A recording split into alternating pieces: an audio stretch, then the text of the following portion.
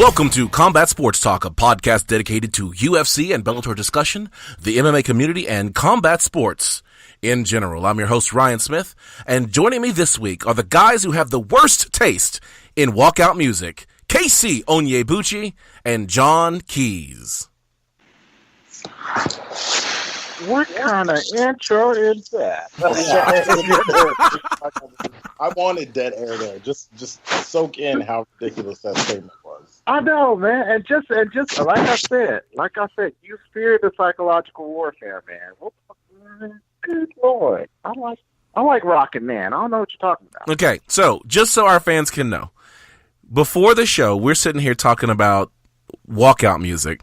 I'm coming up with some of the hardest hitting walkout music there is, and you guys are both advocating for Rocket Man, Stomp by Kirk Franklin, Broken Vessels by Hillsong, Mary Had a Little Lamb. I'm sorry, that's weak sauce when it comes to walkout music. And what was your top walkout song? My top walkout song was Conflict by Disturbed, which is my personal walkout song. Oh, okay. Talking about Can't Stop, which is TJ Dillashaw's walkout song by, that's a great one. So, man. I'm not even. You forgot Can't Stop Me Now by Queen, by the way. So, oh, brother. Trust me. Anybody's walking out with that music, throw your gloves to the mat and just quit. Do a verbal submission. This guy's coming to fight. Okay? Yeah, guys coming to fight. He's going to knock your head off. 0 points. You guys are the worst, man. That is the worst choice in walkout music. You guys would be content with this. In the arms of the angel. You can't walk out to that. Hey, watch me walk out to that and still beat you. No. No. Exactly. By submission. Rear naked choke. Going out. No. Okay. I'm sorry. And I'm gonna and while you're going out in the rear naked choke, I would sing that lullaby in your ear. Okay? Oh my goodness. That would be cold. Okay. I love it. You guys are the weirdest. Anyway, the City of Angels exploded with the UFC action as 2 championship belts were on the line. Keep going. Nah, I'm good. That's all I had, man. Well, it featured the 11-time flyweight champion who sought to extend his historic reign over the flyweight division, while his opponent, Henry Cejudo, attempted to atone for his first original loss in the first round to Mighty Mouse in April of 2016. You know what? That reminded me. Didn't you have something interesting to say about Cejudo and gold medals? Mm-hmm. Something interesting to say about Henry Cejudo and gold medals. Oh, don't play me like that. Anyway, let's continue on. Oh, Henry Cejudo doesn't have any gold medals. Yeah. Because they all melted in the fire. Oh, that's cold blood. It's so wrong. It's so wrong. I'm sorry. Because it's bad because there's the California fires right now. Yeah, it's bad. I apologize. I'm gonna end up losing my job and stuff. All right. Yeah, you're going to the bad place. Yeah. Okay. To the bad place. Bad place with fire. I'll probably find some gold medals there. Cody Garbrandt, the enforcer of Team Alpha Male, looked to exact revenge on the bantamweight champ TJ Dillashaw for a list of offenses, but one of them was a second-round KO earlier in 2018. So let's look at all the results from last weekend on the official decision. You guys ready? Let's do it. The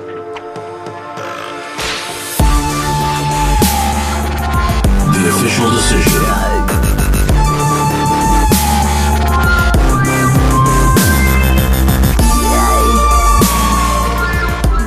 This is the official decision. This is where we talk about the fights that matter from Saturday night. This is UFC Dillashaw versus Garbrandt 2 from the Staples Center in Los Angeles, California. First fight of the night was a great fight. It was number 13, Thiago Marreta Santos, who defeated the Trailblazer, Kevin Holland, by unanimous decision. Kevin Holland was his UFC debut, coming in on 2 weeks' notice. That was an amazing matchup. First of all, Thiago looked like he might have been Trailblazer's older brother because he was a full 20, 30 pounds heavier than Kevin Holland.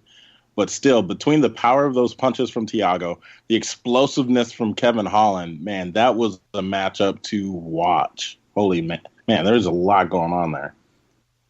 Exactly. Just 2 weeks. That's all he had to train with for this guy. That fight looked like it was prepared a lot longer than that. They came in there like two warriors, just battling it out. I mean, I'm at a loss of words. I have to say, impressive fight. I can't wait to see more. What was interesting about this is that Dana White talked about Kevin Holland in the post-fight press conference. And what he said was he didn't like the guy. The guy talked too much. Even though he won his contender title, he talked so much during the fight to Dana White. Like, his opponent wasn't even in the ring. He ignored his opponent. You know what I'm saying?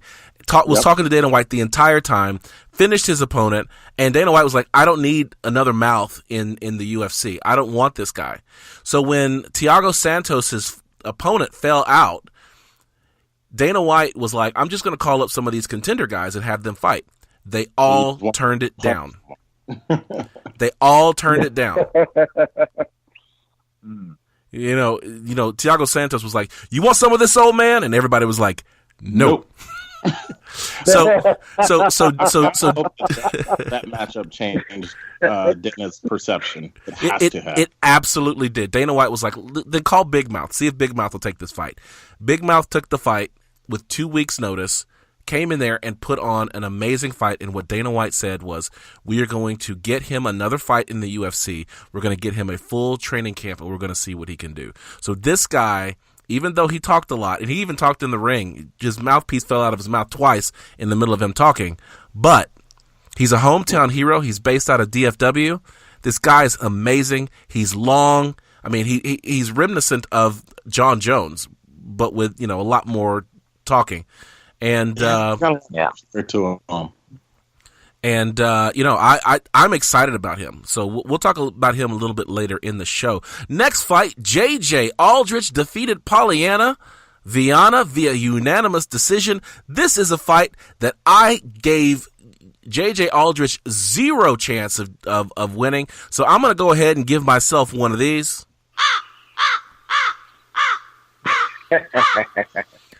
J.J. Aldrich looked great, man. Her striking was on point. She fought the takedowns, grappled well on the cage. I was impressed. Dude, her counter striking was on point. I loved it.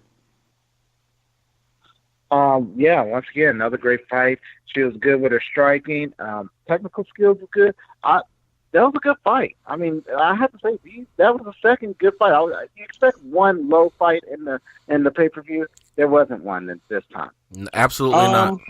I will have to say, though, that Viana was not amazing. She was disappointing. Her chin was sky high at all times. Hands down. Clearly in the third, couldn't figure anything out and was just trying to ride it out. It was a poor performance for the Brazilian in that one. Yeah. But in turn, that actually plays more to JJ, that she literally beat her out of her game. Okay, and that's an ultimate victory right there. It's not only to beat a person, but to beat them into such a point that they have no idea what they've gotten themselves into. Well, that's off to JJ. I mean, I mean, she beat her, but I don't know if you call it. She beat her to a point that she beat her out of her game. I mean, I think she did. I don't know. I wouldn't. JJ. I'll say it like this. Muhammad Ali said it best. You don't know what a person's going to do until you punch him in the face. And she got punched in the face quite a couple of times. All right. I just didn't see it. I mean, like I said, I was surprised because I didn't give J.J. Aldrich a snowball's chance, and she came out and won this fight. So I was impressed by that. But as I'm looking across the 115-pound division, she's not in the top 5. Oh no! She just beat. She'd have trouble with Angela Hill. Oh yeah. I mean, that's an insult. That opponent. We're not going there. I like Angela Overkill. Angela Underkill Hill. That's right. Overkill. Oh, sorry. I'm sorry. Yeah. It was over. I knew it was over under. Renato, not the position. Renato Moicano defeated Cub Swanson via submission in round 1. Yeah, he did. Man, I was way wrong on this pick. Yeah, I think all of us. We were all on Cub Swanson, dude. I just love Cub though. I ride it out. But after you guys talked me into Cub, I was like, oh, that's a smart play. Yeah, that was not a smart play. No, hey man, he was coming in looking like a cholo, and I was like, okay, he's on the cholo side this time, and he got beat. He got beat. Well, the thing is Renato Moicano is just a giant person. Like I don't know what he should be fighting at. He shouldn't be fighting at the weight that he's fighting at. And Cub, even though Cub was getting inside, Moicano was just fast. Was able to work was able to land a big punch. It was like a forehead punch. Remember? Yeah, it seemed like it was square on the forehead, and he was like, "Oh, well, do good." Yeah, he just went down. It was like, wow. How hard do you have to hit? The hardest part of your head still shakes your brain. And Cub went down, got subbed. I felt bad for him, but like I said, I've been on the Cub Swanson hype train for a very long time. I was going to go with Cub regardless. Yeah, well, you've been wrong a lot lately. So in the co-main event, Henry Cejudo defeated Demetrious Mighty Mouse Johnson via split decision. We're going to spend some time on this because there is no way Demetrious Johnson lost this fight. It just didn't happen. Okay. I called it. Okay, so we're gonna. Oh, I'm sorry. Go ahead, guys. Go ahead. Yeah, I forgot to mention this, but our buddy, the host of this show, has to lose 10 pounds because he called this fight incorrectly. Well, oh my God. Yes, I do, but I have until February 29th, 2020 to do so. So 10 pounds in 2 years. I feel confident that I can make that. I don't remember George's friends. Come on. Skylar. So I blame her for getting the terms of this bet all misconstrued, but it was 229. 229. UFC 229. Yeah. Ryan has to weigh 10 pounds less than he did on Saturday. Wow, man. Yes. Speaking about that, Costco has a great sale on carrots and celery right now. I think that'd be great for you. Stay on the low-fat buttermilk ranch, and you should be all right. All I got to say is that KC said very clearly, you have to lose 10 pounds by 2/29. That is clearly February 29th. And the next February 29th is 2020. I feel confident that in 2 years, I can lose the weight. So actually, the way you live, I'm confident that in 2 years, you'll put on at least 10 more pounds. So, yeah, I'm just saying. Next time, you're going to have to be a little bit more specific. Okay, fair play. All right, so let's get into this fight. So Henry Cejudo came out in the first round. DJ caught him with a leg kick, and I thought the fight was going to be over. I thought DJ had broken his leg or pulled some kind of tendon or something, the way that Cejudo was stumbling around in the first round. Personally, I thought that this fight was going to be academic the whole way through after that. But Henry Cejudo stayed in there. I will give it to him. He looked good. Second round, the judges gave this round to him, and I don't understand because all he did was take Demetrious down, did zero damage, just held him down, and I don't know how you score that round from him. That's not true. He attacked DJ's shoulder with the knees down at the bottom. He was throwing elbows. Come on. That was in the last 10 seconds. That was doing zero damage. That everything that DJ had landed during the round should not have been nullified by a takedown that did zero damage. Say everything that DJ landed. You mean the leg kicks that were, for the most part, ineffective? Now that I'll disagree with you on there. Those leg kicks, he was reacting very strongly to those leg kicks, whether anybody wants to believe it or not. At one point, I think it was maybe the third or fourth leg kick of that round, he actually buckled a little bit. And then let's not forget that crazy foot roll he did at the beginning of the match, which I was like, what in the world is going on here? That he rolled his ankle really bad, but was able to stay on it.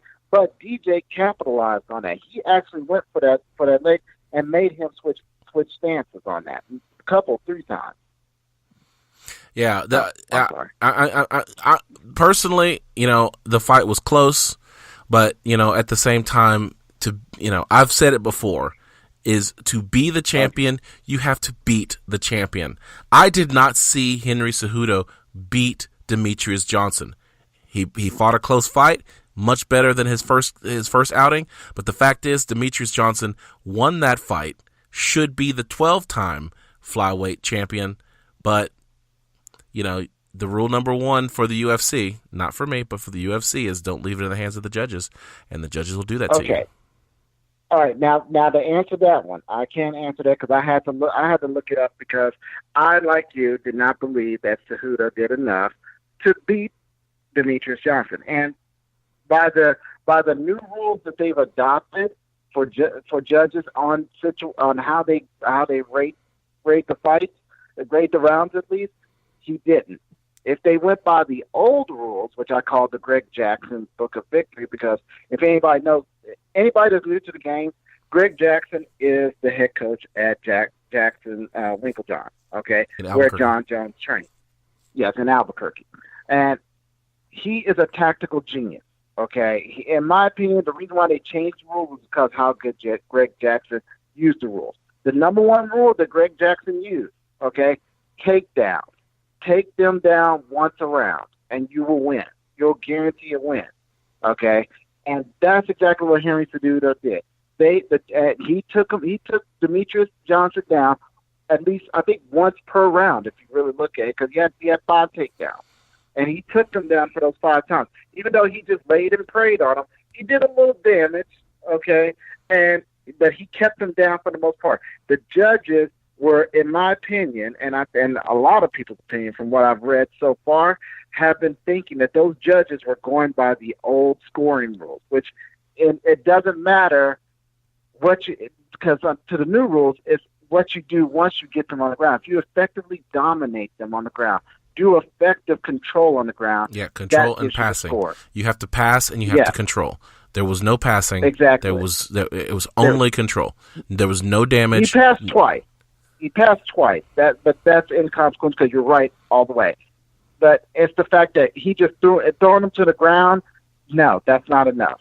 Okay, that's not enough anymore. You've got to show dominance, and Cejudo didn't. So, despite the fact that there was highway robbery in the ring in Los Angeles, California, Demetrious Johnson was the consummate professional.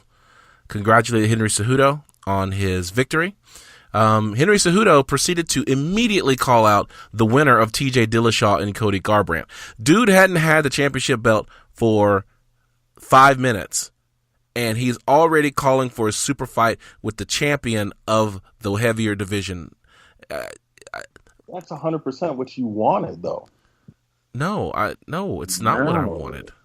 Let's not forget, mister, you love a good story, and we had this long argument back and forth over post-fight interviews and should they even be conducted, and you're all about the opportunity for craziness to happen like this, and to me, this was pure craziness that fits the new model of the UFC, which is rankings don't matter. The craziness that I want to see, is not that. I mean, I wrote a whole blog about what I think the ladder should be, and I mean, this would violate that. I would not want to see someone who wins a championship fight immediately challenge the fighter, the champion at the next weight class, especially whenever the person that you so-called beat is the 11-time defending flyweight title. The next fight for Henry Cejudo should have been Demetrious Johnson, an instant rematch, and the fight was too close anyway. It was a split decision call. Like, there's no reason why Henry Cejudo should be looking at anyone other than Demetrious Johnson to say, we're going to roll this back, we're going to get the rubber match, and we're going to see who's actually going to walk away the champion. That's what should have happened. That's what I would have been, that I was expecting. But no, he calls out, effectively, TJ Dillashaw, and I think that that's ridiculous. Now, in the post-fight press conference, they did talk to Demetrious Johnson. Demetrious Johnson was, like I said before, he accepted his defeat, even though it was, I think it's dubious. He did say that he popped an LCL in the second round, and he possibly broke his foot in the third or the fourth. And so, that could explain why DJ might have been a little less effective in some of the later rounds. But I don't understand why you wouldn't give DJ an immediate rematch. Because the storyline is better, man. That's what it's about. I would, like you said, he did not convincingly beat Demetrious Johnson. Okay? There is no way that he should be allowed to do a super fight until you've proven yourself by cleaning out your division. Once you clear out your division, then you can talk about a super fight. But right now, you barely got first of all, you got the belt on upside down. So we already know that's already a bad one for you. Okay. He did. Yes. So now you talking about I want TJ. TJ don't want you. Okay, and for the first time agree with TJ. I don't want you either. You got to fight some people first. You got to take care of the former champion. You've got to beat him in a convincing fashion. And I'm sorry, you're not going to do it the second time, because one thing about champions, especially good champions, especially a perfect champion, he's not going to be beat twice by the same person. Not going to happen. All right. Well, we hopefully we'll get a chance to see. I didn't see Dana White all that convinced that Henry Cejudo should move up, so I'm hoping that's going to be the thing. Let's go to the main event. TJ Dillashaw defeated Cody Garbrandt via knockout in round 1. This fight went about as I thought it would. It was electric. There was tons of movement, flurries, and Cody Garbrandt decided to test whether or not his head was as strong as TJ Dillashaw's fist. How'd that work out for him? Not so great. About that. There's something about this whole getting suckered into trying to stand and bang, just throw blow for blow in the pocket with TJ. It was not just ill-advised. It was just dumb. Like, TJ definitely had a lot more power going into that, and Cody had his best advantage was to get in and get out, to move in and move out. But for him to just stay planted there and just trade blows, like, that showed it was all emotion. Which, yay, emotion! Mm-hmm. You want that out of a fight, but there was no strategy in that. Yeah, Go ahead. Go ahead, Ryan. No. I'm just saying.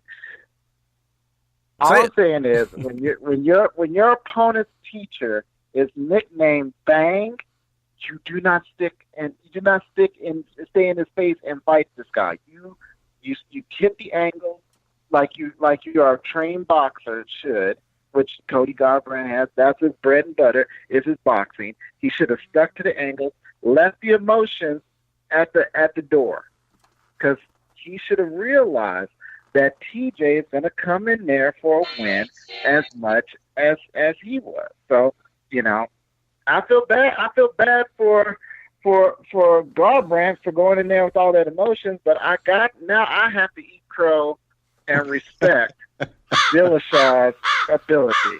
Yeah, give it to him. Roll it up as a double decker, because I had Mighty Mouse too. So No. There will be no crow eaten for Demetrious Johnson. But I'm sorry. I'm losing. There will be no crow. But yeah, Cody Garbrandt. Wait, Casey, didn't you have Cody Garbrandt too? Yeah, I did. All right, I'm just making sure I get all my crows in. Well, Cody would have won that had he had any kind of game plan or a chin or a headgear. Dadgummit. He took that Muay Thai man. kick he took to the face Yeah. was like, oh. He had some heart though, because he was like, Yeah. just give me all the CTE, just all at once. Yeah.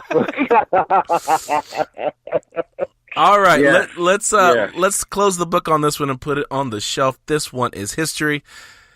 Let's get right into it. You know I got to do it. This is the Hype Train.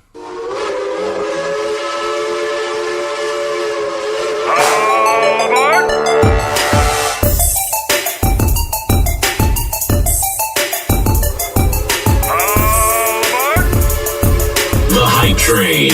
All right, this is the Hype Train. This is where we talk about people who are getting on bandwagons of fighters who put on good shows on Saturday night. We call that bandwagon the Hype Train. The first name I got for you guys is the Trailblazer, Kevin Holland. What you guys got? KC. No, I am 100% on that train. That dude he's going to be great. Yes, any guy that he does talk a lot. He does. But any guy that can sit there and say, "Oh my God, this sucks. Why do you have to hit me so hard?" while he's in guard, I'm on the Hype Train for that. You know, he's gonna be hilarious. All right. So on that, I think that is the very reason that he's not going to be as successful as he should be, because those antics, though funny, are going to hold him back. Like, he's a great fighter, and he needs to stick to that. All right. Well, you know, it's a hometown hero. Our friend George Stallworth knows this guy. He knows him. So, you know what?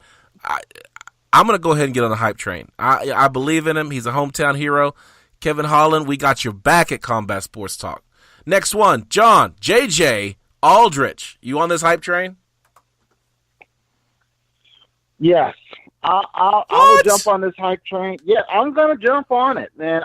Something tells me I'm following my. You know what? I should have listened to Matt Serra, because his instinct told him how the fights were going to happen this weekend, and they did. So I'm following my instincts as well, and I'm going on the Hype Train with it. She's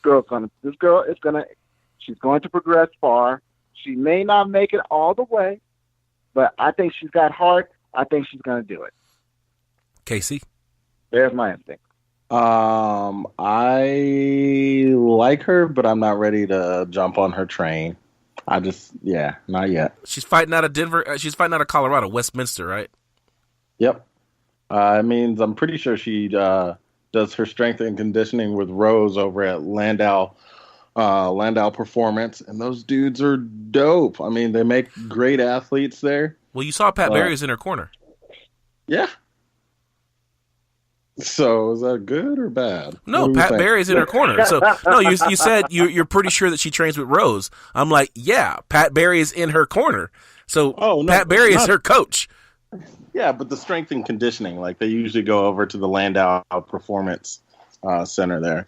That's where a lot of the Factory X guys go too. So I feel like they've created a nice little niche there. So she's got some great training camp people with her.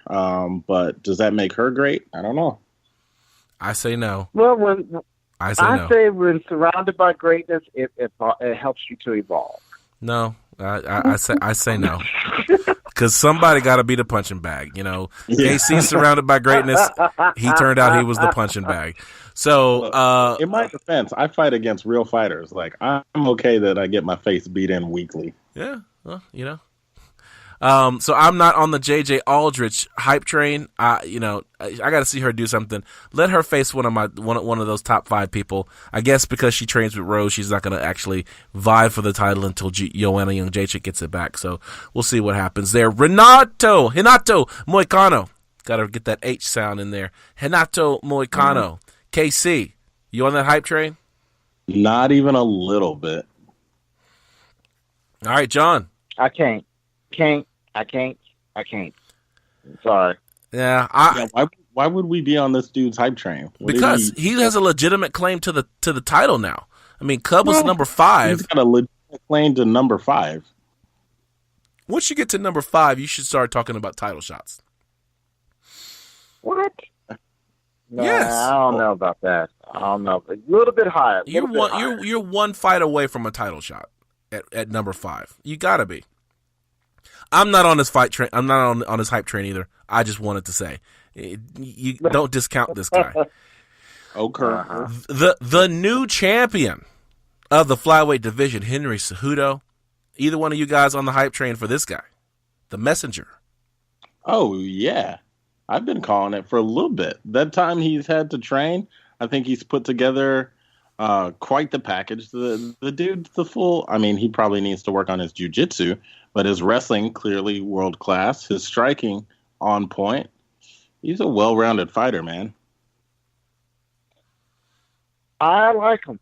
I hate the fact that he beat Mighty Mouse, but I like his skill set. I like the fact that, like Casey said, he has evolved from his last fight. That's what we want to see in fighters, not the fact that how they fall, but how they get back up. That's what makes a great fighter. And Henry Cejudo has shown that he is getting better and better.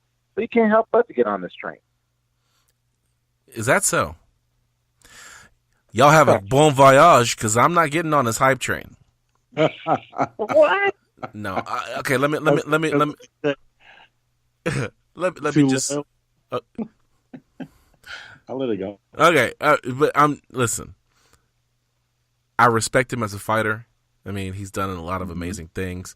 I actually was telling KC that in so much as I am not happy about DJ losing, I actually think that Henry Cejudo might actually be a better champion for the flyweight division than DJ was, because Henry Cejudo brings the intelligence that DJ brings, but he brings a playfulness that DJ never seemed like he was interested in doing. He was always kind of strictly business. He never said too much. Henry Cejudo brings a playfulness that I think that plays very well for a champion. I think he's got a great story. There's a lot of good things to say about Henry Cejudo, but dude, you didn't beat the champ. I'm not on your hype train. I want you to beat the champ. Then we'll talk. Last one. So harsh.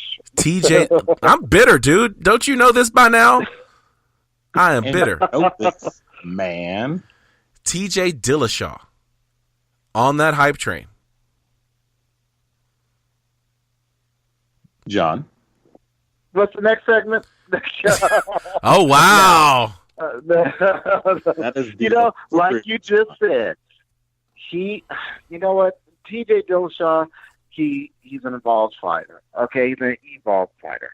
It's just like that favorite singer that you love his music. He's got a fantastic voice, but he's just a jerk.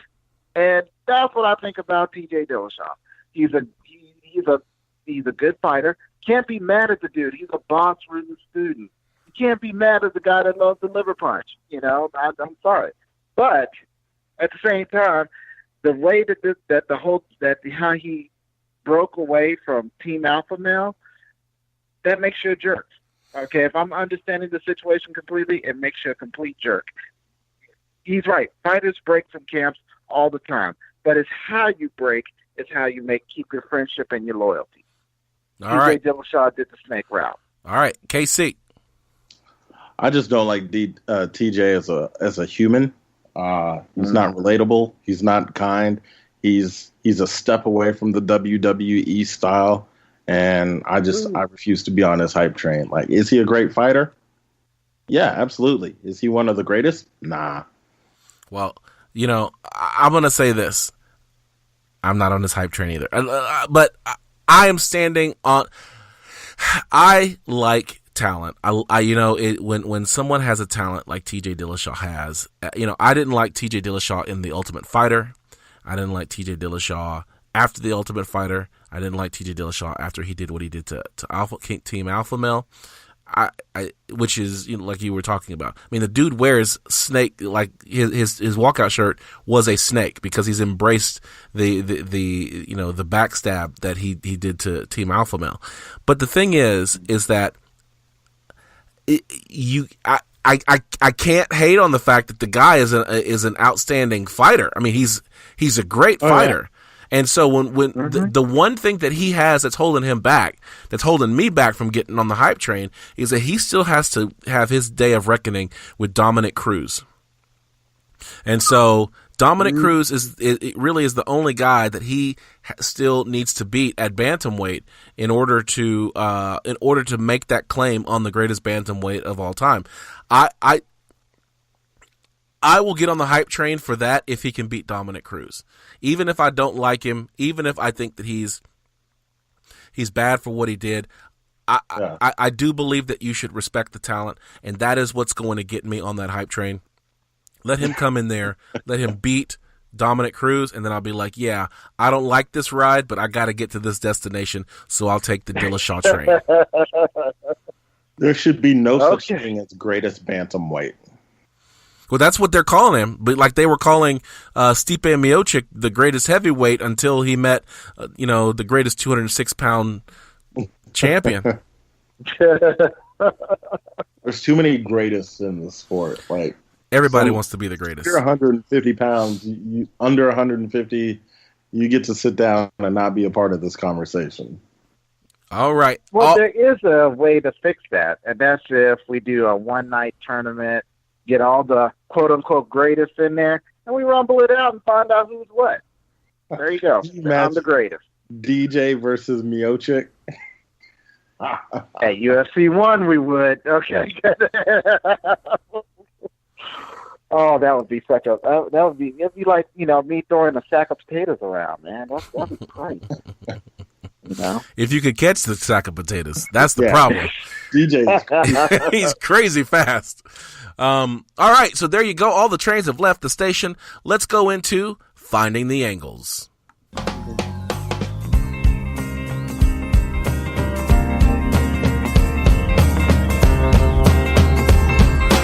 Finding the Angles. This is Finding the Angles. This is where we're going to look at some of the headlines that are making waves in the UFC. We spend a lot of time in the official decision, so we're gonna cut the Finding the Angles a little bit shorter than what we normally do. Let's get into the secret that was the worst kept secret in all of mixed martial arts last week, which is Conor McGregor versus Khabib Nurmagomedov for the lightweight championship, October, in Las Vegas. You guys, are you hyped about that or what? I refuse to be. I don't think that Conor has earned the fight. I'm not going to watch it. I am going to wait for the highlights of how it went down, because it is a great matchup, 100%. Conor just hasn't earned it, and this is clearly just a money play. All right. John. It's a money play, but I'm going to watch it. Am I hyped for it? Yes. Do I have mixed emotions about it? Yes, for the simple fact that Conor hasn't earned any bit of this. They have actually just, in so many words, they say you can hurt people, you can in a temp hype play and get a slap on the wrist and still go for the championship, all in a matter of 90 days. That's right. Yeah. That's it. And that's the thing too, is that before the incident in Brooklyn, I would have been super hyped for this. I mean, this was the alternate to the fight that I really wanted to see, which was Khabib versus El Kukui, which is Tony Ferguson. That's the fight that I really, really want to see. But Conor McGregor is kind of the plan B. But now at this point, it's like, yeah, I want to see it. I'm going to be there. I'm going to watch it because it's noteworthy. It's going to be a big fight, and I want to see it. But I don't feel like Conor McGregor is worthy of getting a title shot and being welcomed back to the UFC after all of this. Like I just feel like there's some penance that he needs to pay for what he did to Ray Borg and what he did to Mike Chiesa. What he did to Rose Namajunas. I just don't feel like he's really atoned for those. And he's being given an opportunity like this. It's just wrong to me. And I know, Casey, you're happy to hear me say that, but I completely agree with you that this is undeserved and unwelcome in my opinion. I think Felice Herring also brought up an interesting point in that this, because of the atmosphere that the two fighters are bringing into this, like the stands, like you and I talk, like when we go to events, man, I only want to watch it from the suites because down low, too much stuff happens. And can you imagine the Irish versus the Russian fans that night? Holy moly. An absolute melee. Yeah. And it's encouraged from both sides. That's an excellent point. that there is a negative energy that's coming in. This is a fight. This is not a sporting event. And, that makes me very uncomfortable. This is why I hate on things like the bare knuckle boxing, is because it doesn't feel like a sporting event anymore. There's not the spectacle that a sporting event that carries, that there's an air of spectacle that it has. This feels dangerous to me, and personally, I don't like it. So yes, I'm going to watch it. Yes, it's noteworthy and it's a milestone. And for what we do as a podcast that covers the UFC and MMA, this is something that we're going to have to be knowledgeable of and have comments on. But I personally think that this is bad. And bad has gone to worse, because what we found out today is that Khabib and his cousin were laughing while humiliating homeless people on the street. I don't know if you saw this, but on Instagram today, Khabib and his cousin posted to their timelines video of them coaxing homeless people to do push-ups on the sidewalk for money, and all the while they're laughing at it. And just when I thought that Khabib was going to be that guy that you could look at, he fights at, he trains with Cain Velasquez, who's an up-and-up guy. He trains with Daniel Cormier, who's an up-and-up guy. And as far as I can tell, Luke Rockhold's an up-and-up guy. That, Khabib just, I don't know what he was thinking here in humiliating homeless people out on the streets, recording it, and then posting it to social media. I'm heartbroken by this. Yeah, it was about that. Oh, go ahead, Casey. Go ahead, Casey. No, I mean that's all I really have. Is it was like I've seen the videos and it's tough to watch. Like the homeless guys can't really make it through the push-ups, and it's humiliation for the sake of humiliation. It's failing to see the humanity in another person, and that's disheartening. It is. One thing they said about AKA a long time ago, okay, back when Josh Koscheck was there, okay, now, Josh Koscheck, and I think it was George St. Pierre that called that gym a bunch of meatheads, okay, and I tend to agree with that for the most part. You know what? Outstanding fighters like Cain Velasquez and outstanding fighters like Daniel Cormier, they stand out there, but you're gonna have meatheads in there. Secondly, we tend to forget Khabib ain't as nice as a lot of people think he is. He's still got gangster tendencies, and gangsters will do humiliating stuff. As much as we try to put a good light on Khabib is still, he's not exactly on the up and up. I put him on the same level as Conor McGregor. I don't have a problem with them fighting, okay, because these two need to get it. These two are going to be two gangster fighting. I have more respect for the Diaz brothers because I know the Diaz brothers would not do anything like this, okay, and a lot of people hate the Diaz brothers. I don't know that I could confidently say that. I don't think that there is any limits. There is no quit in the lack of limits that the Diaz brothers have. I mean, there's just, yeah. I mean, I wouldn't put anything past. I wouldn't put anything past the Diaz brothers. I'm just. You think you would punch a baby? Yes. No, they would. They would do that. They would not do that. Nick Diaz is allegedly beat up his girlfriend. Allegedly. I said allegedly. I said allegedly. Allegedly. From a thug mentality, okay, I whatever they do, it does not surprise me. The stuff that, if anything surprised me, is the fact that Khabib has kept so calm for so long, okay? I've always felt that there was a dark side to all four of those fighters that were mentioned, the Diaz brothers, Conor McGregor, and Khabib. I've always sensed the dark side about them, okay? And they're just slowly but surely showing it. I do not like it. Like I said, it's one of those situations where I appreciate the fighting ability, but not the fighter in this. This is one of those things where when I looked at Khabib Nurmagomedov, yes, I acknowledge that there was a dark side to him.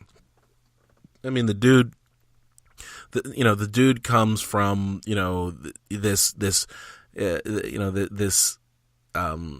community where they talk very fluidly about, this whole notion of being like a Dagestani gangster. It's you can see that is part of the culture, but there seemed to me to be, because of his humble beginnings, there seemed to me to be this code of ethics that he had that made him better than a Diaz brother who seemed to have no moral authority.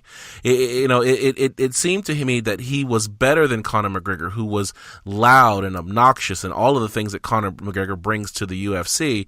That Khabib was, antithesis of that. He was quiet, reserved, patient, respectful. That those were the things that he brought, that you knew that it was within him to be a gangster, but at the end of the day, that was under control. But when you see something like this, where he's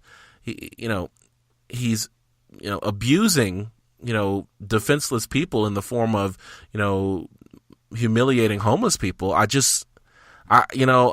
just makes me question how real, this respect and code of ethics that he brings to the ring really is. Respect. As real as John Jones. Well, there you go. Hey, talking about someone who's real. Colby Covington delivers the interim championship belt to the President of the United States, Donald John Trump. How dare you call my name in the middle of that? Because that's his name. It was his name before it was your name.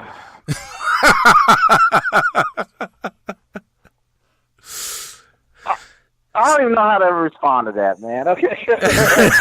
Oh, man, we were doing so good, and we were talking about domestic violence and gangster stuff, and then you bring this. Okay, so here's what Colby Covington put on the on social media. He said, he greeted me and just kept calling me champ, and I went in and shook his hand and gave him my belt. He goes, here's your belt back. And I told him, no, Mr. President, this belt's for you. You're the champion of the people. I'm the welterweight champion of the UFC, but you, sir, are the champion of the people. Now, I have to say right here, Colby Covington is not the welterweight champion of the UFC. He is an interim welterweight champion of the UFC because Tyron Woodley is the welterweight champion of the UFC. Secondly, I think it's bizarre that Colby Covington delivered an interim title to a president who failed to win the popular vote. So it's just all kinds of wrong to me that that Colby Covington's like he's some kind of champion. Dude's getting his belt stripped when Darren Till and Tyron Woodley walk into the ring. Well, boo-boo belt for a boo-boo president. I think it's a 2 for 2. Yeah, it's just I can't. It's just funny to me. I know that we have listeners out there who are Donald Trump supporters, and I'm sorry, but this is just funny to me because this is not a real belt. This is an interim championship belt. It has interim in the front of the title. Like, that's what the UFC should do. They should make it silver. The interim belt should be silver. So you get a belt, but it ain't gold. Because you're not the real champ. Ooh. That's not the worst thing you said. I was just going to remain silent throughout this whole... Please don't make me... I'm going to pull a Michael Jordan. Don't make me give a real opinion here. Okay. I'm not going to make you give a real opinion. But I do think it's pretty funny. That's a solid idea. Yeah. It's a belt. You get it. But it's clearly not the championship belt. I feel like it should be just like a little braided belt. Like from the 80s. He should just get a trophy. That's all he should get is a trophy. That's it. That's your interim title right there. This trophy. Yeah, just keep it going. That's pretty funny. Last story of the night: Darren Till. Darren Till was talking to the media today, and he said, he's talking about this upcoming fight with Tyron Woodley. And he says, I've got a girlfriend who's nearly 7 months pregnant. I don't really care. I've got a daughter in Brazil right now who I haven't seen in 1 year. I don't really care. And this has rubbed a lot of people the wrong way. I have seen lots and lots and lots of stories of people calling Darren Till all kinds of stuff, not deadbeat dad being one of them. So, any reactions? KC, what you got on this? So after having talked on this ad nauseum, where I still land is that no matter how much we think the world of sports matter, it doesn't. And there's a reality to the notion that every fighter says that it's selfish, but then all the other fighters they'll come back and say that, well, I do this for my family, I do this for my kids. It's like there's this cognitive dissonance that we've got to hold, this juxtaposition of the most selfish thing I can do is still something that I do for others. Till just completely threw that out the window and in a way said that his selfishness mattered more than anything else. Like, I've literally never heard the statement from anyone who has a job that takes them away from their family, like, oh, I don't care about them at all. And no matter if the context is you're super focused, then congratulations, you're super focused, but you care about your family. And I've got friends who played in the NFL. I've got family who's played in the NFL. I've got friends who played in the NBA. Like, all of these things where, like, you would think that it is super important, but at the end of the day, family still matters more. And Till said that, nope, sports matters more than my family. And I cannot reconcile that. All right, John, what you got? Well, coming in and right after Casey's dissertation right there. It's simple. I mean, you don't do that. What is the point of fighting if you don't have anything to fight for? Right. Everything that we do in life, and as adults, as men, as women, we do for our family. We make those sacrifices. We sometimes curtail our dreams. It's a better thing to say that I care for my family. I care for my daughter in Brazil. I care for, my 7 months pregnant wife as much as I care for getting in that ring. And I'm going to show you how passionate I am.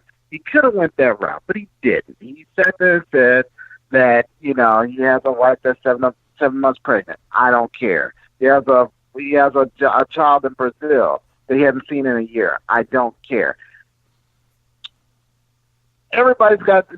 I understand sacrifices, but once again, what is the point if you don't know what you're sacrificing for? Because in the end all be all game, you knock out Tyron Woodley. He's laying down the ground. They wrap the belt around you. So what at that point? Yep. So what? All right. Well, there you have it. No, that's not how that works. What do you mean? We haven't heard your opinion. Exactly. You don't get a free pass on this. Yeah. Okay. Mm-hmm. There's really not a lot to say.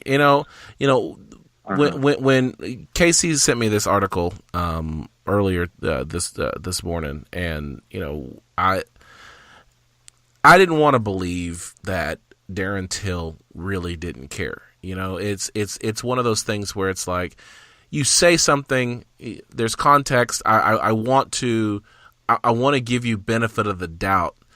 Dude's 25 years old. Maybe he wasn't thinking through this in the way that it didn't come out the way that he meant it to.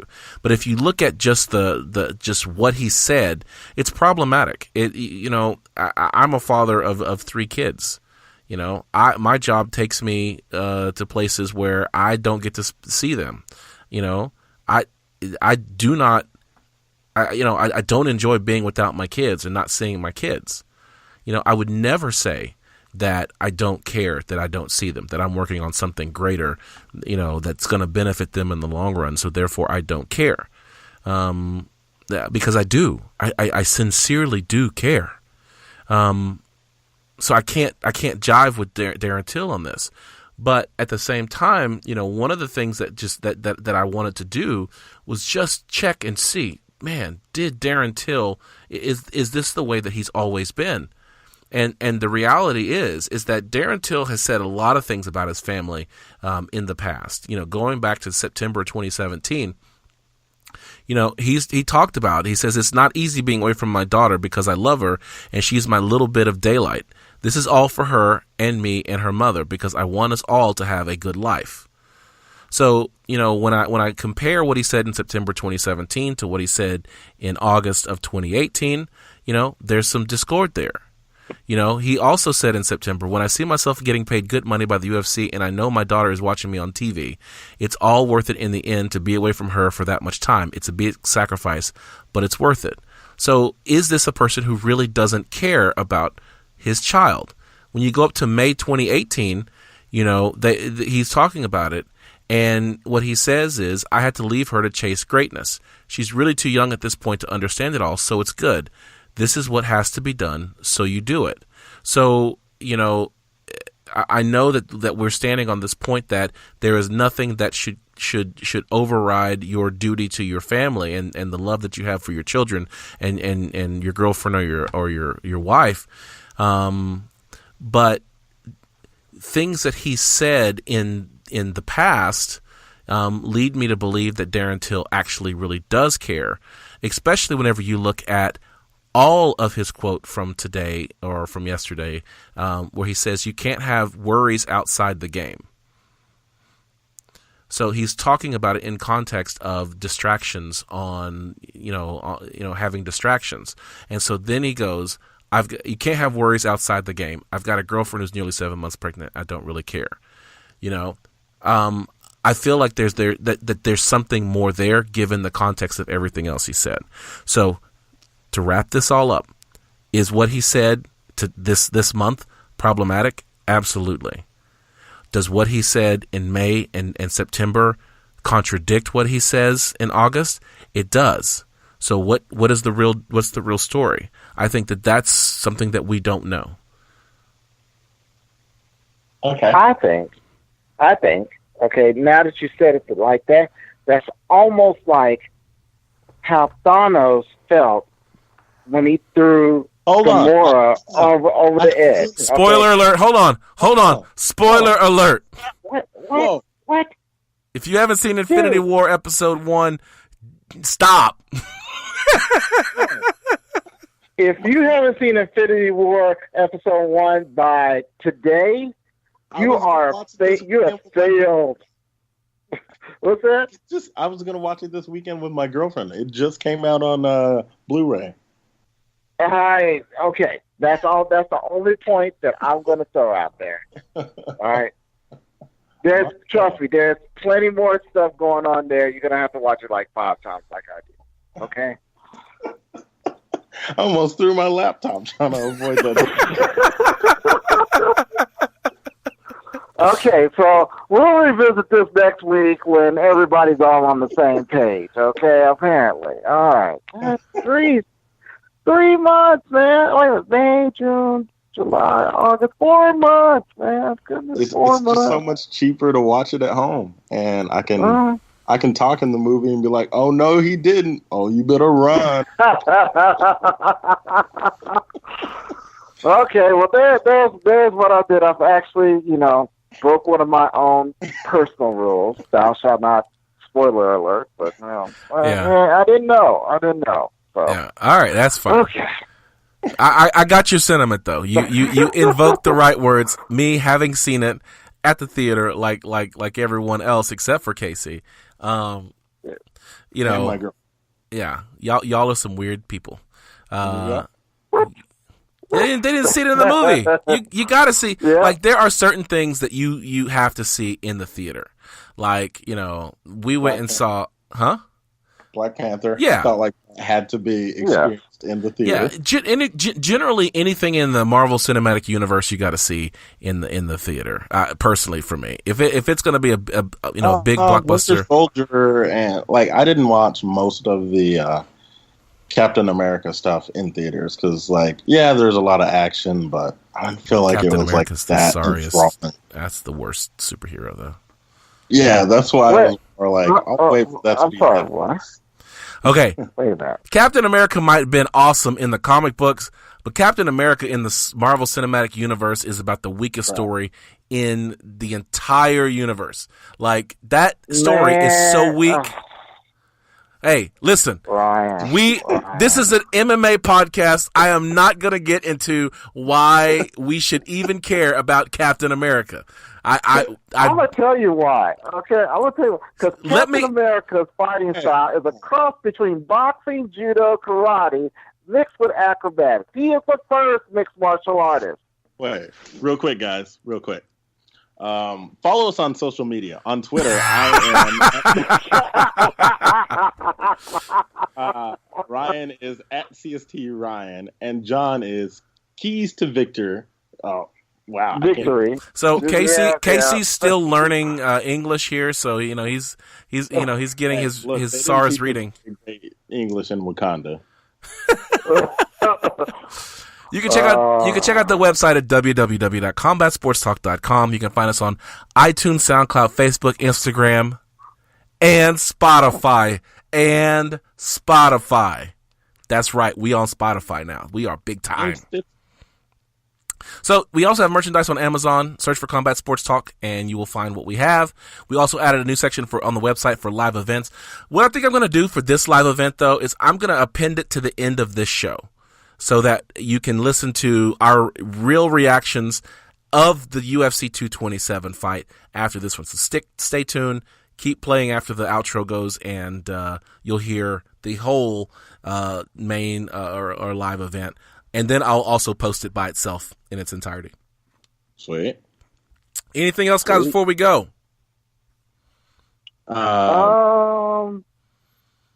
Captain America rules.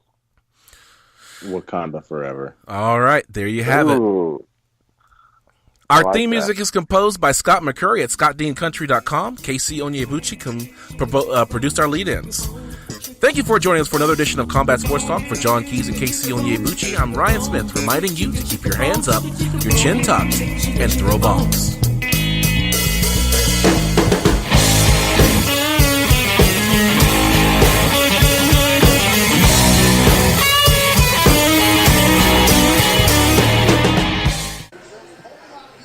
All right, welcome to UFC 227. This is Combat Sports Talk. My name is Ryan Smith, and I am here with our pay-per-view crew. Always, whenever we have a live event, we got Mr. G Money, George Stallworth. How are you tonight, sir? Doing fine, man. Doing fine. Enjoying these fights. Awesome, awesome. But we also have our co-host from the podcast, Casey Onyebuchi. What's up? Howdy. Yeah, it's crazy, man. We got everybody here. The only person we don't have is John. He's supposed to be here tonight, but he bailed at the last minute, but that's okay. We got another fight getting ready to come up. This is J.J. Aldrich versus Polyana Viviana. That's right. Nailed it. There it is. So we want to go back and talk about that first fight, though. That first fight, oh my goodness, introduced Kevin Holland, the Trailblazer. Yes. That's right, the Trailblazer to the UFC. He was facing off against Thiago Mejeta Santos. Kevin is local talent. He's here out of Fort Worth. Yep. I think he fights out of Phalanx Gym over in Fort Worth. Duran Lamb is his coach. Okay. Also, he's a Travis Lutter brown belt, if I'm not mistaken. All right. I've seen him fight once, man. He's a pretty good fighter, man.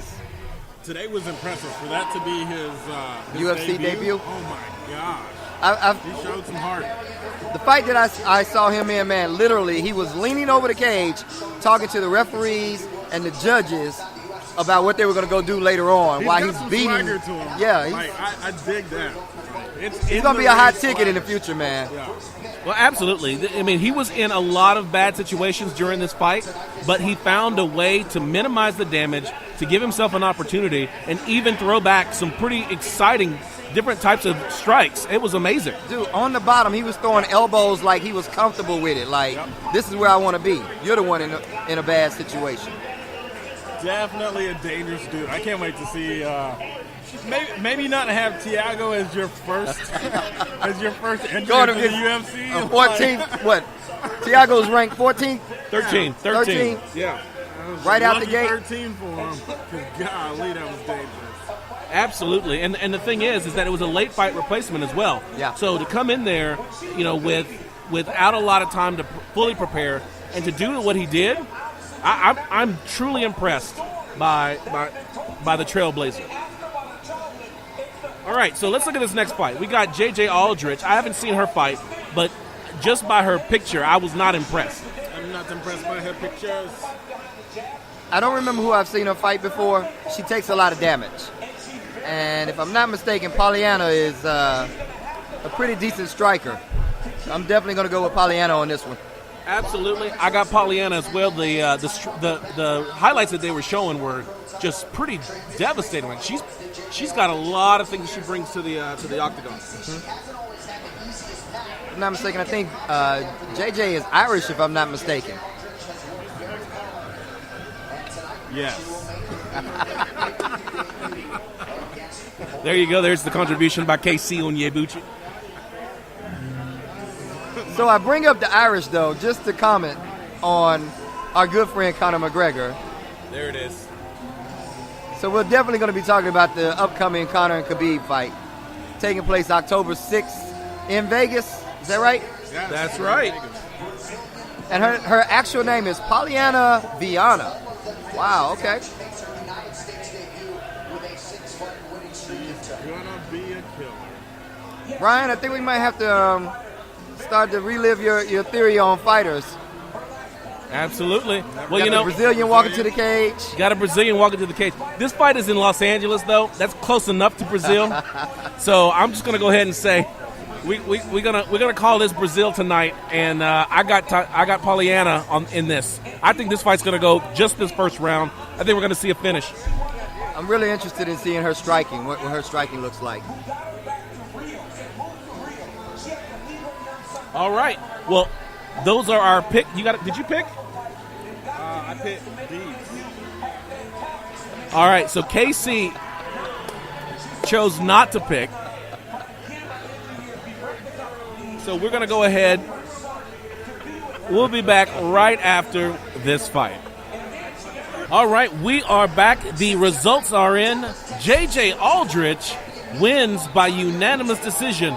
Did you see that coming? I did not see that coming. I really thought Pollyanna was going to bring it home tonight. I absolutely saw that coming. I think right before the fight began. So still maintaining the Nostradamus of MMA. Unfortunately, we did not capture that.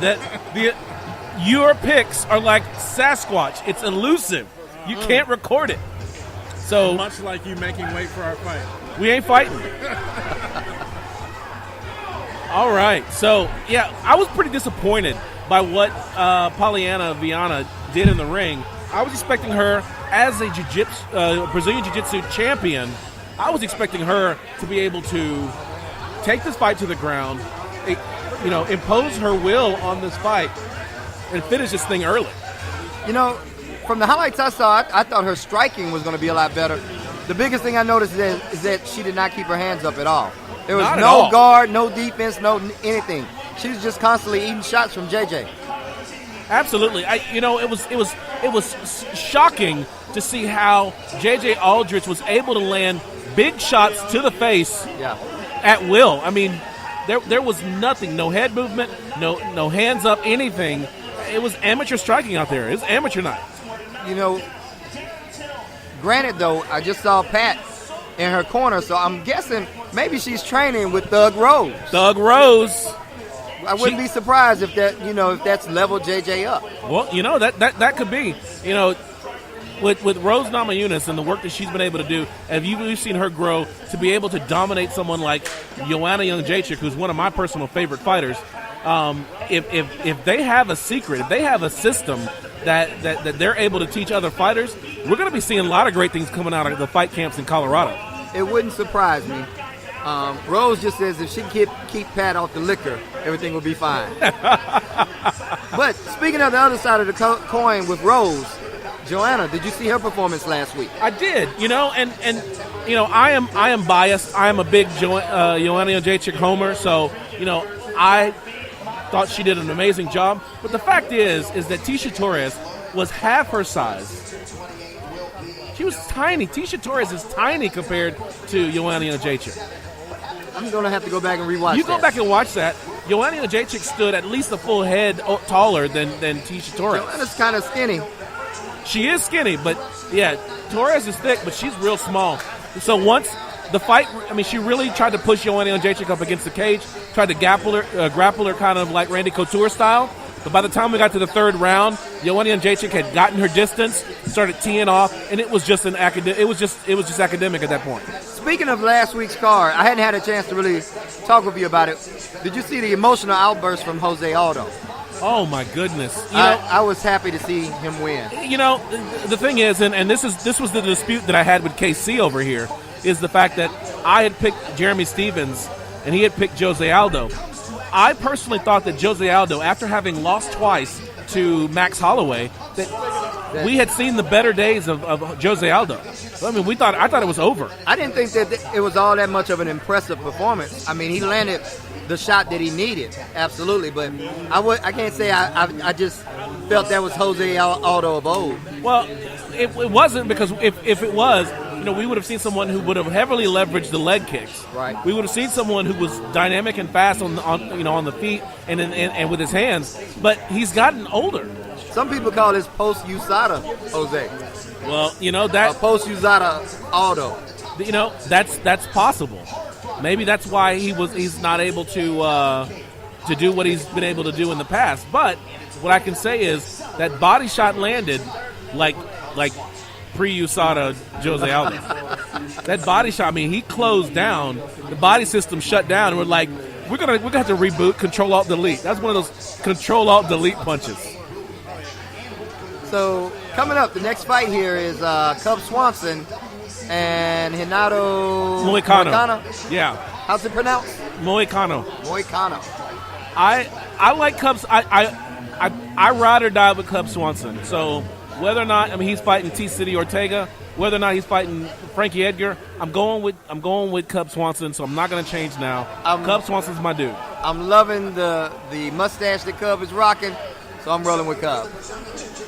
All right. Well, KC has decided to talk to other people in the audience, so we may not be able to get a pick from him. But you know what's going to happen. We're not going to get a pick from him. The fight's going to resolve, and then he's going to tell us that he picked the winner. Absolutely. KC, who are you picking? Can we get a prediction on this fight, sir? D's. Once again, he picked J.J. Aldrich for the Cub Swanson Moicano fight. Remaining consistent. In my defense, I didn't even know who was fighting. So who's up? it's Cub Swanson and Renato Moicano. Moicano is like almost undefeated. I think he's like 9-1 or where's. I'm going with the Brazilian on this one. All right, the Brazilian lost on the last one. I know. Yeah, but she didn't just lose. She had got it. worked. She got beat. She was defiled in public. It was horrible. She had this defensive strategy called hands down. Yeah. All right, so those are the picks for the night. We're going to come back right after these results. I'm going with Cub. All right. Betting against you, partner. All right, we have the results. Renato Moicano defeated Cub Swanson by rear naked choke in the first round. I want to incidentally say, before the fight started, after we stopped the recording, KC came back and said, I want to change Prove it. to Cub Swanson. Show me the tape. I did hear that. Show me the tape. All I know His first is selection there is no tape of this happening. was D's, and then he changed it to. Yeah, D's for D's Moicano. You guys never heard that? It's a sign of respect. All right. D's Moicano. Well, I will be sure to respect you in the future. All right. Muito obrigado. So, you know, this was an interesting fight because Cub Swanson had to get inside. It was much longer. Moicano had a lot of reach. Cub was definitely in control of that fight. And then that jab shut him down. It set him down on his butt. Yeah, so he caught it right in the face, like right in the forehead. He went down. Moicano went in, got him out right off the bat. Cub was able to wrestle a little bit, but It was a rear naked choke was the finish. So the choke, there was a transition in the choke because originally it started out as a crank. Right. And that didn't sink in, and then he switched it and he got it under the neck. Yeah, absolutely. So then after that, what do you think about the in-ring antics of Moicano, where he was showing respect and then showing respect and showing more respect? I definitely agree with showing respect to your opponent, especially when you beat somebody as game as Cub Swanson. Cub is the number 5 ranked guy in that division. I think we spoke about it earlier. He's a journeyman. Like, beating him really elevates Hinato's status. I think you do owe him something. Cub's been in that division killing it for years.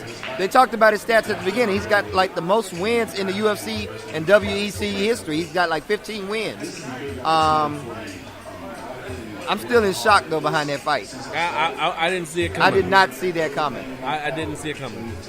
So, you got something to say? I do. KC saw it coming, didn't he? I'm like the Nostradamus of MMA, basically. He's really trying to brand that. I just want to go back and say, I heard him say, I want to change my pick. I'm going with Cub Swanson. Run the tape back.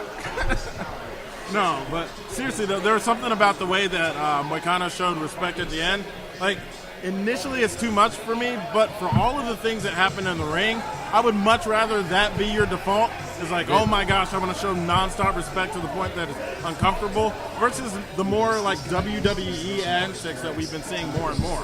So like that's a guy I can get behind, where it's like, all right, he's a little too friendly, but give me that over a Conor style or a Brock Lesnar jumping in and throwing a chair kind of thing. Didn't remind you of like Yoel Romero kissing Luke Rockhold in the mouth. Yeah. No, but I love you. I love you. Don't forget Jesus. Don't forget Jesus. I love you. I love you, man. So now we're looking at a highlight of Greg Hardy, who's now coming to the UFC. He's looking a little thick. Man, you know not what I would call. He's looking in Ryan shape, not KC shape. I don't know if you both had a chance to watch any of the Contender Series. A little bit, yeah. But a lot of these guys are coming out of that and making their debuts in the UFC now, and like it's some good talent, man. I think the Contender Series definitely should replace the Tough Series. Yes. Oh, 100%. Much love to Ian Henchman out of Factory X, who just won his last fight in the Contender Series and got his contract.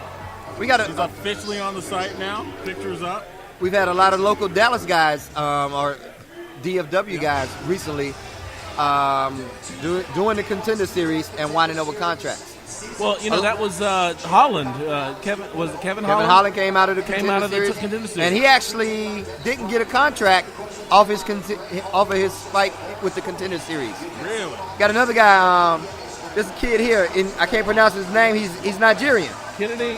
Yep, How do you say that, KC? He's out of Dallas. Just because I'm Nigerian? Because you're Nigerian, you need to tell me. Wow, this got racial real quick, didn't it? Kennedy's out of Dallas. It's like... A couple of other guys recently here out of Dallas, high-level talent, and they're making their way to the UFC. It's good to see it, man. This is a great time to be in the MMA community here in Dallas. All right, the next fight coming up is my guy, Demetrious Mighty Mouse Johnson, the number 1 pound-for-pound fighter in the world. Can we get KC's pick right out the gate? Yeah, I want to make sure. All right, so my pick is Henry Cejudo for the win in 3. And when I'm correct, Ryan has to lose by what? 30 pounds by 229. No, I can't do 30 pounds by 229. 10 pounds by 229. I could do that. Okay. But if KC... No, it's agreed. If Demetrious Johnson wins, though, KC has to get Mighty Mouse tattooed on his body. Like the cartoon character or the words? The cartoon character. That could be a nice tattoo if you really think about it. Of all the dumb tattoos I have, I can't do that. See that this I already regret like this, 3 this of them. Since you've been practicing jiu-jitsu, now you can actually take the Mighty Mouse move and tat that on you. That would be fire. Okay, so you're gonna get a tattoo of the Mighty Mouse. Wait, how is that equivalent? You only have to lose 10 pounds. I gotta find something to put on. Listen, only if Demetrious Johnson loses, I gotta do something. If he wins, It's nothing. No, we can't. That's not a bet. All right, if he wins, You got to gain 10 pounds. deal. Done. So, all right. So I got to lose 10 pounds by 229. You got to gain 10 pounds by 229. What are the consequences if this doesn't happen? I don't know. It's pride. Honor? I'm just going to, I'm going to dishonor you. Oh, well, you have shamed my family. For this you must pay. We will go out and we will settle this like two men. The funny thing is, I love his radio. we're doing the lips, the bad dub lips, but you can't see it because this is all audio. It's just like comment, blank space. Comment. A lot of dead air, huh? All right, well, it's no secret. I have Demetrious Mighty Mouse Johnson. Who do you have? I'm picking DJ as well. There's a lot of hype, though, about Cejudo right now. They're saying that his striking has definitely elevated since their last fight 2 years ago. But DJ said, I'm shutting all that talk down because my striking, he said my entire game has elevated over these past 2 years. And he's correct. But DJ hasn't fought in, 10 months? Maybe even longer. He's coming off an injury, a surgery. So I wonder if ring rust will be a factor. If ever there is a risk, there it is. 10 pounds on the line. A lot of people are picking Cejudo to win this fight. Yeah, but a lot of people are wrong.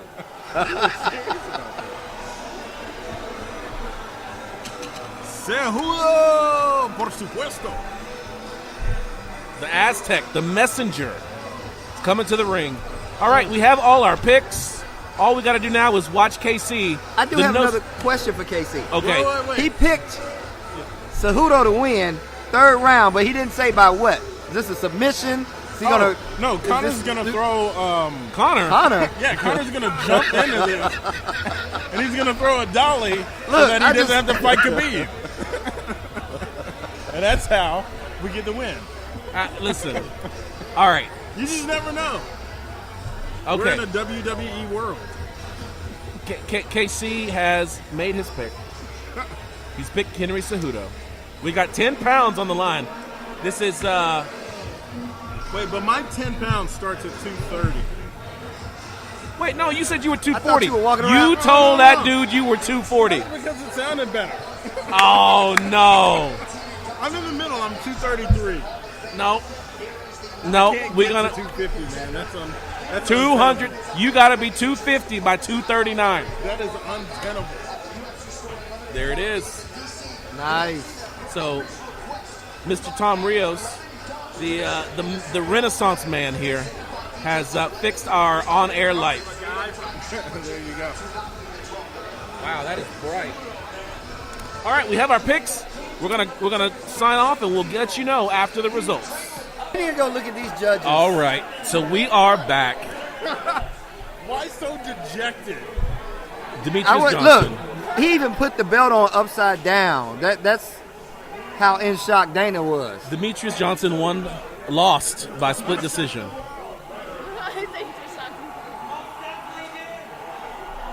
All right, so we stopped because we wanted to listen to the post-fight comments. But to repeat, Mighty Mouse Johnson was defeated tonight by split decision against Henry Cejudo. And now, Henry Cejudo is the new Flyweight Champion of the UFC.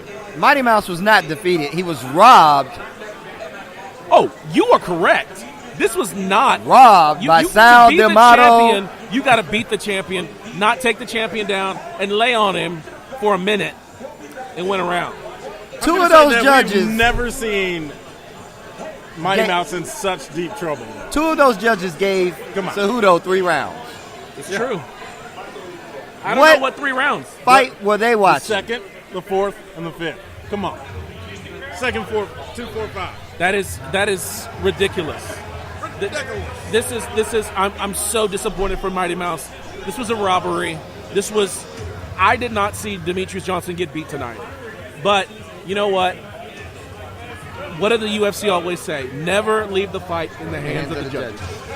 Well, I do. There's the saving grace. KC mentioned it earlier. This creates a different dynamic in that division now. It shakes things up. One, whether or not he's going to get an automatic rematch. Yep. Which he should. You don't win the title and defend it 11 times and not get a rematch. There is not another person who deserves a title shot more at this point than Demetrious Johnson. You just can't do it. The UFC has set the precedent before, though. Yeah. TJ Dillashaw did not get an instant rematch. Sure. Yes, but Cody Garbrandt did. And he never defended. So it's just bizarre. Like, you know, it's bizarre that Demetrious Johnson lost, but if they do not give an immediate rematch, they gave Joanna Jędrzejczyk a rematch against Rose Namajunas. Immediately. The next fight has to be Demetrious Johnson versus Cejudo 3. That's the fight that needs to happen. The problem is... Go ahead. The problem is, Henry Cejudo tonight just called out the winner of TJ Dillashaw and Cody Garbrandt. Set the stage. A dude who won the title by split decision just called out the winner of the bantamweight division, and he hasn't even held the belt for 10 minutes. Not even. But that's how it's done. Let's not act like this is brand new territory. It's just done. It's about making money. So this goes back to the question I asked earlier. Yep. Is this becoming more and more WWE-like? 100%, because that wasn't about sportsmanship. That was about the next paycheck and creating a bigger spectacle. Right. It wasn't about sports at all. Yeah, and this is what causes me to enjoy not to enjoy this sport as much, because this isn't about who's the best at a division. How do I work my way up into a division, earn a title shot, win a title shot, and defend that belt that I just won? So can I call Ryan out real quick? Because Ryan, for the last year, has given me so much grief because I'm a sports purist and he likes the storyline, the drama. This is 100% storyline and drama. How do you not love this, Ryan? This is not storyline and drama because he's calling out another division. Storyline and drama would be him walking over to Demetrious Johnson and saying, I took the belt and you're going to get another shot at this. If you don't win, go home. If he'd have done that, I would have been like, this is awesome. But no, this is him looking at something that he doesn't deserve, that he hasn't earned, and he barely won this fight tonight on the judges' scorecards. We didn't see anything that just said that he should win this fight tonight. And I think that anyone can admit that. He should go home, look himself in the mirror, and say, you know what, I should not feel like a champ. Yes, I have the belt, but I should not feel like a champ until I defeat Demetrious Johnson the way that I think I can. Well, so this fight also brings up another point that we often hear, especially fighters talk about. The scoring criteria in MMA. Yes. Because if you look, how are these judges getting it so wrong? I'd really be interested to see what type of training they're giving to the judges in reference to that. Typically, like in Texas, I think they go through the same training that referees go through, which would say that you should have some intelligence about what you're seeing here. But very often, you also get judges who come out of boxing. And so MMA is scored much like boxing, other than the new unified rules. And I think that's something that needs to be addressed and changed. But only the UFC is going to push the commissions to do something like that. So I got to wonder what DC thought of the fight, actually. Like, he was definitely pulling for Cejudo with the wrestling background. So you got to pull Cejudo's wang out of DC's mouth to have him make a comment. Well, it's unfortunate because DC was very much touting every little thing that Henry Cejudo did. And the fact is that a takedown should not be enough. If you were doing damage, if you were landing strikes, if you were passing guard, then we can start scoring points for that. But there were takedowns that he would just lay there and was immobilized. Did we see enough offense out of DJ? Let's just be putting it on the table. We've seen a lot better offense in the past. Like, what damage did... Who did more damage to who in this fight? At the end of the fight, Cejudo was bruised up. Yeah. DJ looked like he was ready for another fight. Yeah. Cejudo did not. So, but that's the thing, and I think that this is what upsets me the most is that we are judging. You have to lose 10 pounds. No, I don't have to lose 10 pounds. You said this was going to happen in the third round. It went the distance. Over the win. Let me. Okay. Actually, I heard something different there. We can play the tape back though. It's on tape. It's on tape. We can play this one back. I blame you. So Again. here's the thing: is we are judging Demetrious Johnson on the fact that Demetrious Johnson did not do as much damage as he's done to other people, and not the fact that Henry Cejudo did damage, put Demetrious Johnson in dangerous positions, and finished the fight. All Henry Cejudo did in this fight was survive and take down Demetrious Johnson twice. He did what a wrestler does. He controls you on the bottom. No offense, no submission attempts, and none of that. Yeah, I'm extremely disappointed. You know, I do have to say I respect DJ so much for in so much as he's done so what he did in the ring tonight to come up and be having his belt taken away from him. He still was a sportsman. He's still Class act. You know, still respectful. Dana White is going to flip his lid in the post-fight interview. Like, he's going to have a lot to say about the scoring of this fight. If he doesn't, well, actually, if I was Dana, I wouldn't. Because this plays into the UFC's hands. Okay. This creates a storyline in the 125 division. Yeah. Like, honestly, if I was Dana, I wouldn't give DJ the immediate rematch. I would let Cejudo start building a legacy. I like that. Well, we will see. We'll keep our eye on the post-fight press conference and what comes out in the following days. But we have the main event coming up right now. Cody No Love Garbrandt just ran to the ring. He sprinted to the ring. He is ready for this fight against TJ Dillashaw. He's gassed. Who are your picks? All right, let's talk about picks. I think Cody Garbrandt is a great fighter. He's super fast, entertaining in the ring. But I think TJ Dillashaw is still the more technical striker. And I got TJ Dillashaw. I believe. Killashaw. KC, let's get you on record right now. On record, I'm not picking D's. around. I'm picking D's. Cody Garbrandt. Cody Garbrandt by KC Onyebuchi. Who you got? My money's on TJ, but I must admit, Cody does have knockout power. But I'm rolling with TJ on this one. All right, we got two TJs. Who you got, Skylar? All right. Says she needs to see the stats. All right. So, and Mr. Tom, you gonna pick some? All right, Mr. Tom Rios, the Renaissance man, picks Cody Garbrandt. No love. All right. Well, those are your picks. We will be back after these results. After these messages. All right, we have returned. It was a quick one. TJ Dillashaw defends his bantamweight title by knocking out Cody Garbrandt with 4 minutes and 10 seconds in round number one. In devastating fashion at Devastating. Yes. Hey, so KC. let's talk to Nostradamus of the MMA world. See, what had happened was there was something in Cody's eye, and so he couldn't see it's called TJ's fist. But for the record, can we acknowledge that there was nothing technical about this? This was two. I'm going to people who disagree hated with each you other. totally. Man, As we a watched striker, the that replay. was... Come on. And for those on I the did radio, see just- Cody load up one punch. But the head movement throughout that fight, Right, the so footwork... TJ was probably a lot more technical. I'll give you that. Right. Cody looked like I think trash. Cody even... no, I don't agree. Cody got caught, but I think it was very technical.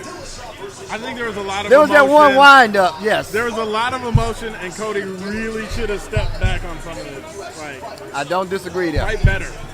Do Cody, better. I'm not sure who the striking coach is at Alpha Male now. But fire him. I can tell you who it's not. It's not Dwayne Ludwig. Dwayne Bang Ludwig. They need to hire Dwayne back. Yeah. That's pretty awesome. All right, so it was a great night of fights. You know, we Absolutely. had, some surprises. We saw Trailblazer for the very first time. We saw J.J. Aldrich. We saw Cub Swanson get put out by Moicano, a new champion in Henry Cejudo. and Dillashaw. Any final words? I'm really waiting for October 6th. October 6th. I hear the bees buzzing right now. Conor McGregor versus Khabib Nurmagomedov.